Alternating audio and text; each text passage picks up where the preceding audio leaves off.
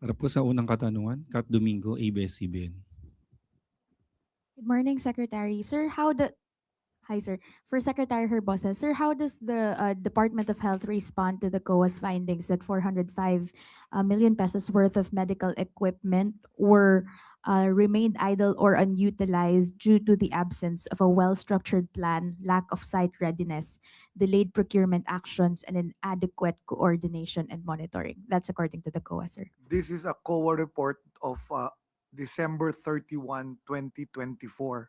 So released in 2025. So you have to understand there was a whole year of 2025 to fulfill the implementation of all those programs. So I still have to check if it's still 405 million that has not been installed. I will bet na install na ang karamihan noon. So take into consideration that when you're reporting that, take the date and time that the COA did the observation. Sir, but the spirit of the question or the point of the COA is that there was allegedly, supposedly, an absence of a well-structured plan, a lack of site readiness. How does the DOH respond to those comments, given that it has received one of the biggest allocations under the I don't 2026 understand budget? when you say there is lack of a structured plan. In government, before you can even request for the budget, you have to have a detailed province-wide investment plan for health. Merong process yan. So I don't know what the auditor means when you say walang lack of plan. Number two, before it even gets to NEP, binubusisi po yan ng regional director, ng central office ng DOH, ng DBM regional office, ng BM, before it even gets into the budget. So nakaplano po lahat yan. And then eventually, pag na-implement yan, depends who implemented it. Kasi there are many people, hindi lang DOH nag-i-implement po ng ating Health Facilities Enhancement Program. There are 3 agencies that actually implement it. The LGU itself can be the one implementing it. The DPWH can be the one implementing it. The regional office can be the one implementing it. So depending on who is implementing it, there can be some delay. And then there are different contractors. Iba-iba yan. Merong mabagal, merong nag-walk away, merong delay in one part, delay in the construction. Of course, kung na-delay yung construction, hindi mo ma-install yung equipment kasi hindi pa tapos yung facility. So you need to finish the facility or terminate the contract and get another contractor to finish it. So talagang may problems. Those are actual problems in government governance. Talagang hindi yan masi-zero. That will always happen. And that's why you have officials to run and manage this. So you have to check. So when you report that, my suggestion to you is to look first what has happened to it in the year 2025 because that was a 2024 COA audit observation. And sir, based on the findings of the DOH, what happened to it? What do you attribute the biggest bottleneck? What is the main culprit for the misdelivered or the misuse or the according to the COA the So I will tell you, I idle will give you back, I will get back to you, and I will look at that 405 million that they're claiming, and I will tell you how much of that has already been installed or completed in 2025. Yun ang dapat hinanap nyo. Sir, yun nga po hinahanap namin sa inyo ngayon, sir. Wala po kayong data with regard to the update on Well, this I'm one? here to discuss the budget. If you want, I can go back to you. I will give you a report on the 405. Sir, last na. But initially, sir, bakit po hindi na-roll out as it is on 2024 itself? Bakit po kailangan pa natin maghintay ng 2025 for it to be rolled out? What do you think is the biggest problem in the system that needs to be addressed immediately? You're wrong, no? When a budget is released, it has a 2-year cycle. There is what's called continuing appropriations. When it is released, there are many reasons. Sometimes the money is not released to us. Sometimes the money is not available. So the money is released in the latter part of 2024. So sometimes the implementation happens in 2025. So dapat you should understand that that's how it happens. So it's not a negative thing. It's a good thing. That's why COA monitors whether we complete the money or not. For your information, I returned only about 800 pesos of the 2025 budget. That means we already obligated a lot of the money. In 2024, we returned, I think, 800 million. So malaki yun. So there's a lot of improvement from 2024 to 2025. Susunod na katanungan, Clay Perdilla, PTV4. Good morning po, Secretary Herbosa. Sir, nabanggit nyo kanina mag-expand na po sa mga LGUs yung zero balance billing. How many LGUs will benefit from the additional 1 billion allotted for them? At saan po yung mga lugar na priority area? Salamat po. So that's a good question. We only have 1 billion to support the local government, but local government hospitals are a lot. In fact, mas marami siya kaysa sa DOH hospitals. For the level 1 hospitals, ang feeling namin, kaya na siya i-support nung increased benefits of PhilHealth. So alam yun ng mga local chief executive. But for hospitals, for LGUs that have level 2 and level 3 hospitals, ito yung mas complex procedures and higher cost of care. Sila yung gagamitin nating pilot. And then we have actually selected provinces that have actually fulfilled their commitments to universal health coverage. And these are yung mga Sarangani, Laguna, Aklan. So there are about 5 of them. Pa-prioritize ko sila. Number 2, we are also trying to prioritize LGU hospitals that are in provinces that have no DOH hospital para magkaroon ng zero balance billing yung provinces na yun. So may mga criteria kaming isusulat on how to spend the 1 billion. For the rest of the LGUs, pwede pa rin namin silang tulungan per patient basis through the MAIPIP. So ang mangyayari dito, I will ask my medical center chiefs to have a memorandum of agreement with an LGU hospital, and ipuno yung DOH hospital, papalipatin namin sila sa LGU hospital, pero sasagutin namin zero balance yung pasyente doon. So the fund continues to support our Filipinos na magpapa-basic accommodation. Sunod, Samuel Medinilla, Business Mirror. Good morning po. Magfa-follow up lang po kami regarding po dun sa MAIF guidelines na na-announce po kahapon. Yeah. Kailan po kaya natin expected ma-complete yung guidelines? So I expect to have the guidelines by the end of the month or by February, mid-February. So meron na kaming basic principles in a working draft. As of now, MAIP will be following the existing 2025 IRR, Implementing Rules and Regulations. So yun muna ang susundin ko until masulat namin yung current for the 2026. I-clarify ko lang po. So sa ngayon po, until malabas yung guidelines, i-accommodate pa po muna natin yung mga existing referral letters from some politicians. Yes, kasi 2025 pa yun eh. That's still a 2025 fund. Hindi pa yung 2026 fund. So yung IRR will be used for the 2026 fund. May projected na po kaya tayong transition period. Halimbawa malabas na yung IRR kung hanggang kailan po natin i-accommodate yung mga previous letters. At the moment we have the new IRR, it's immediately implementable. There's no transition. Tapos last na lang, usually po ano yung average na number of referral letters na natatanggap ng DOH for MAIF po? I don't have that figure. We don't count the referral letters. Basta we have the funds, we actually assist the patients. Thank you po. Follow-up question, Dexter Cabal sa Inquirer.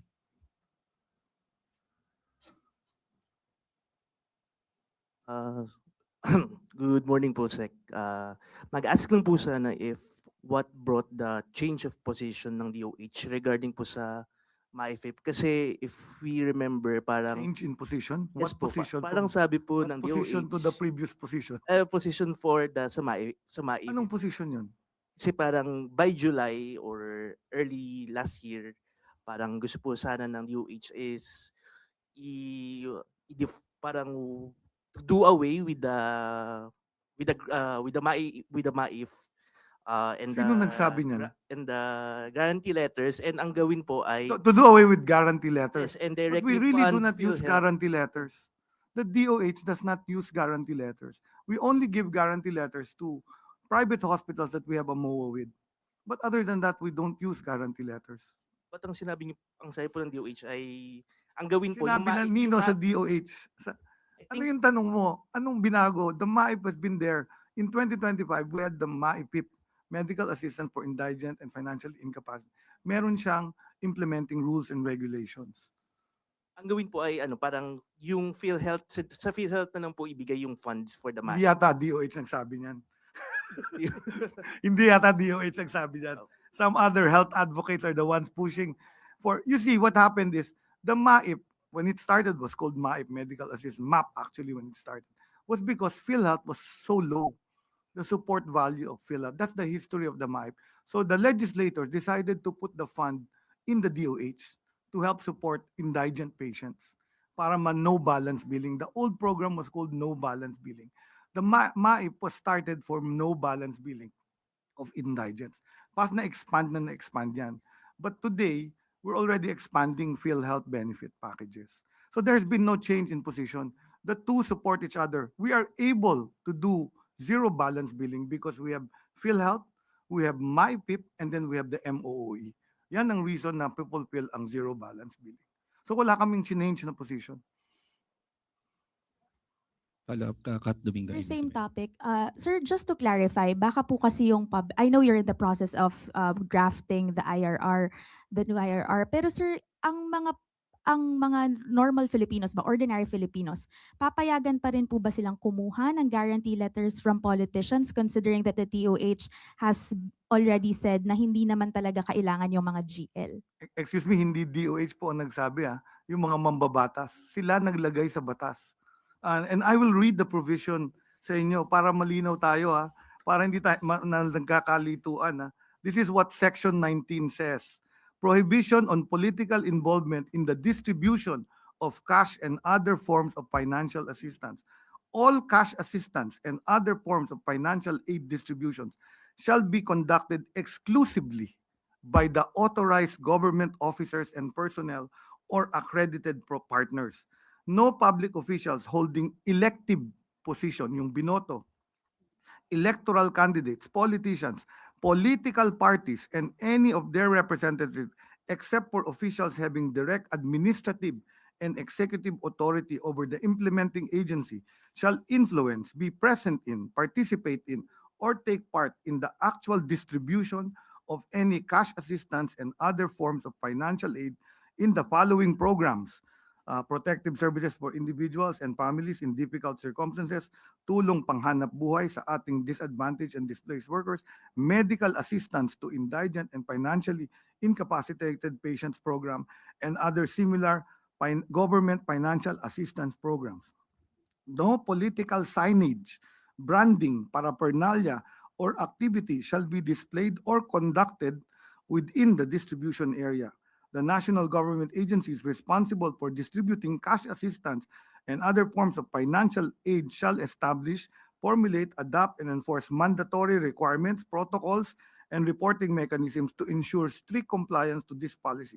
The Joint Congressional Oversight Committee on Public Expenditures shall monitor agencies' compliance with the requirements of this general provision. So it is in the law. Sir, The law now, we have to follow the law. Secretary, You go to the government officials that need it. So if you want medical assistance for financially incapacitated patients, you go to the medical social worker in the hospital, you go to the hospital director, you go to the regional hospital director if you're in an LGU hospital or in a private hospital. Sir, I think what needs to be clarified kasi yung iba pong mga tao, pumipila sila sa opisina, not at the distribution site, pero dun sa opisina ng mga politiko, regardless if they are lawmakers, governors, or what have you. Hindi na po ba i-honor ng kahit anong hospital? Magkakaroon po ba ng directive clearly na hindi na mag-honor ng guarantee letters from any politicians? Talaga to kung magtanong loaded. You know, constituents are free to ask assistance from their elected officials. But do they need a guarantee letter from them to get assistance? No. They can go straight to the Department of Health, and we will help them if they need help. And if we have the funds, we will provide the funds if they are qualified to get the funds. Sir, if that's their option to get guarantee letters, will the DOH still honor those letters? The law actually prohibits a guarantee letter. It Yung law basically prohibits- distribution lang, hindi yung mismong letter. It's vague on the Yeah, giving, on the So- handing out of GLs. So I talked to Senate President regarding this. Of course, if you write me a letter and you want someone, the DOH, to help your constituent, we will help them. Hindi siya GL. That's a request. That's a request. Sir, so may discretion pa rin yung mga politiko. Hindi. What discretion? What will happen to the discretion? It's very clear in the batas. So very clear yung batas, and we will follow the law. As an executive branch of the government, we will follow what the legislators put. Hi, Secretary Ted, Hannah of SMNI. Just idadagdag ko lang po kay Kat. Yung mga mahihirap po, example, may 1 million po silang billing sa isang government hospital. Sasabihin nila, hindi nila kaya yung 1 million. Pupunta sila sa ganitong congressman. Si congressman, si party list, bibigyan ng ganito. Guarantee letter, 100,000 lang. So may 900 pa siya. Pupunta siya kay senator. And then magbibigay si senator ng another 100.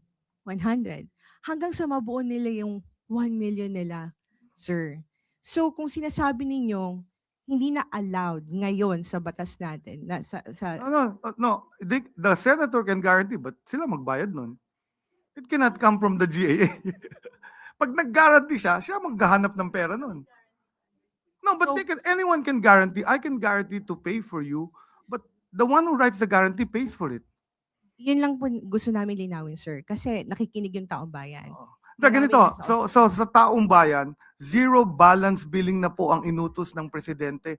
Bayad na ang bill nyo. Kahit 2 million, 2.7 million yung malaking bill na binayaran ng DOH para sa pasyente. Zero balance. Magpa-admit kayo sa basic accommodation at zero balance po. Hindi kayo withhold ng treatment. Treatment will be given to you. Secretary, So, zero balance billing na tayo since July of 2025.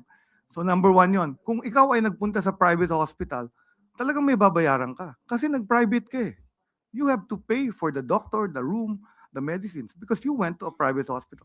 But for the DOH hospital, zero balance. Now, if you go to LGU, pwede namin tulungan ngayon through the medical assistance for indigent patients. So kailangan makipag-coordinate with the hospital director of the DOH or the regional director of the DOH. one final question, Secretary. So you're saying po is di na kailangan ng ng mga Pilipino Get pumunta sa assistance. mga congressmen and senators dahil kaya na ng DOH is zero balance yung kanilang balance po sa hospital. Sa Department of Health Hospitals, kayang i-zero balance sila. Okay po. Malinaw po. So po nakatanungan, Eden Santos, Net25. Secretary, follow-up lang din po ako dun sa pinag-uusapan. GL po kasi, minsan nga ho, 10,000 lang, Secretary, binibigay po. Let me just be clear, nagkaka-confusion tayo dito kasi you're all fixated on this guarantee letter. The DOH does not operate on guarantee letters. That is not our guarantee letter. So do not ask me about those guarantee letters. Ask the people that issue them. Kasi hindi naman po kami nag-i-issue ng guarantee letter. Pero po yung mga ospital, pwede nilang tanggapin yung mga guarantee letters from the congressmen, senators. Pwede pa rin po yun.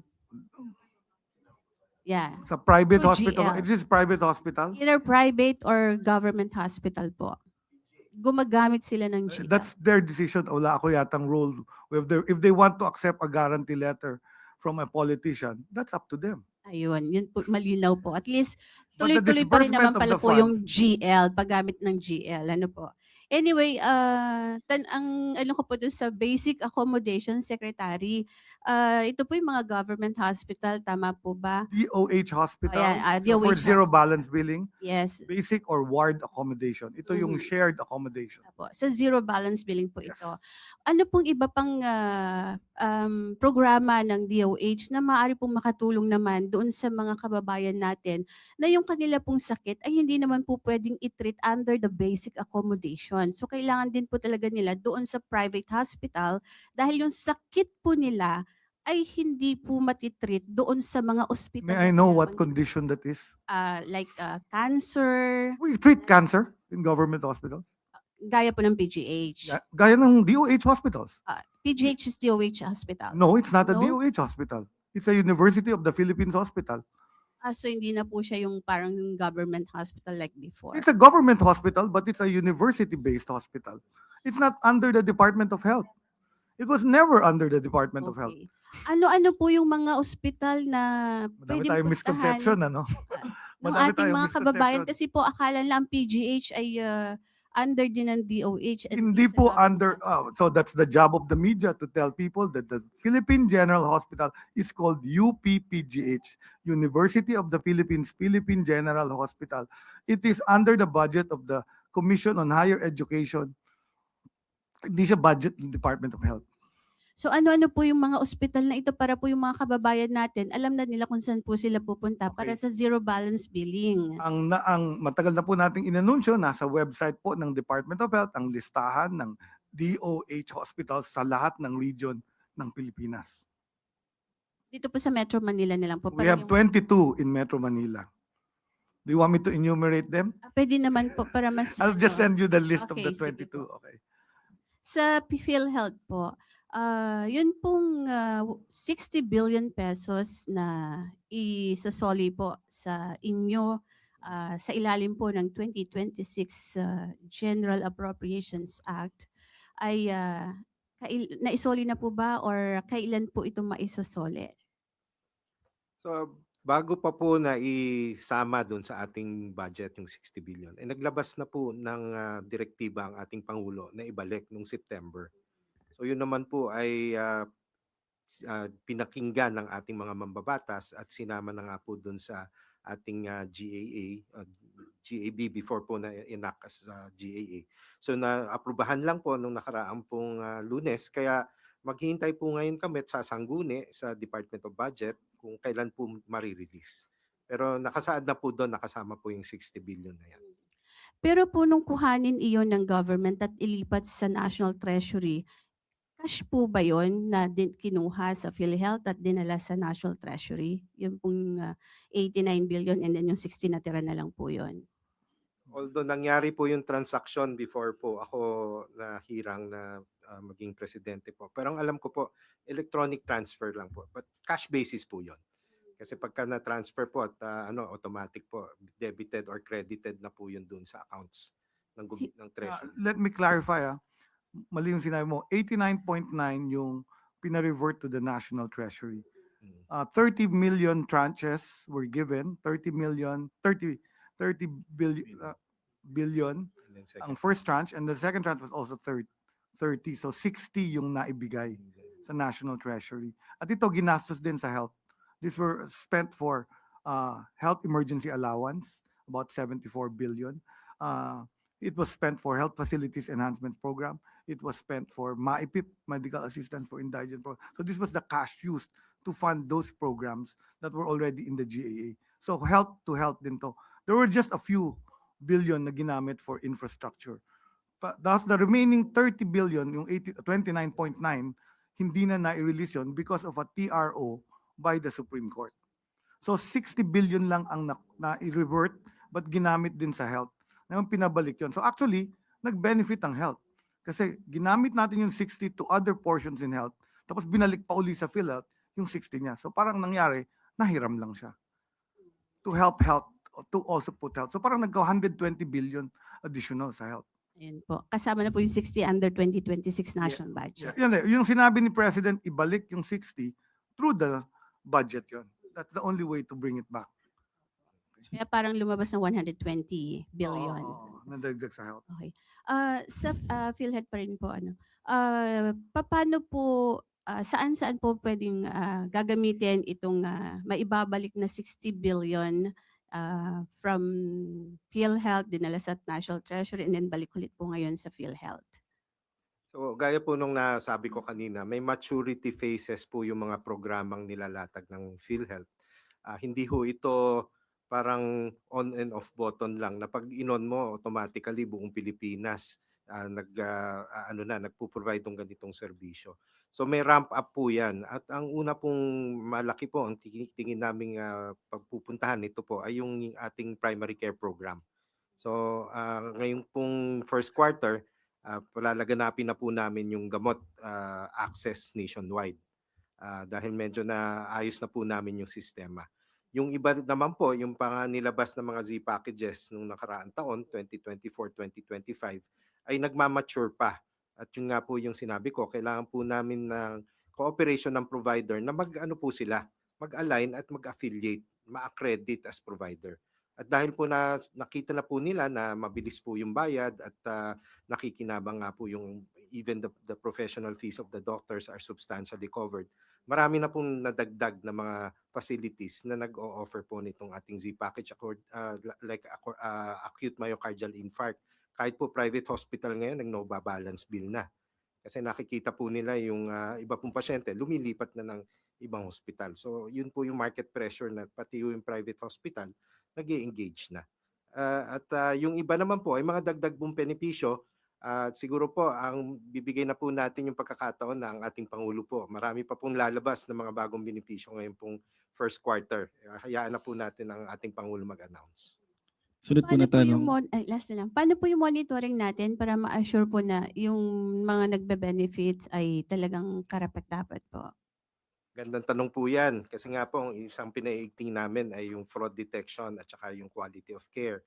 So kagaya po sa YAKAP, may requirement na po tayo na meron pong PhilHealth Check Utility, parang biometrics checking before ho namin bayaran ang pasyente, ang provider, sorry. At yun po, ina-attach po yung validation na check natin yung veracity ng liveness ng patient dun po sa kanilang medical records na fina-file sa amin. Meron din pong parang YAKAP empanelment slip na kasulatan kung ano po yung benepisyong dapat nakukuha ng pasyente na parang patient bill of rights na bago po bayaran again yung ating mga providers ay napakalinaw po na tinatanggap at naiintindihan both by the provider and the patient kung ano po yung katungkulan ng bawat isa.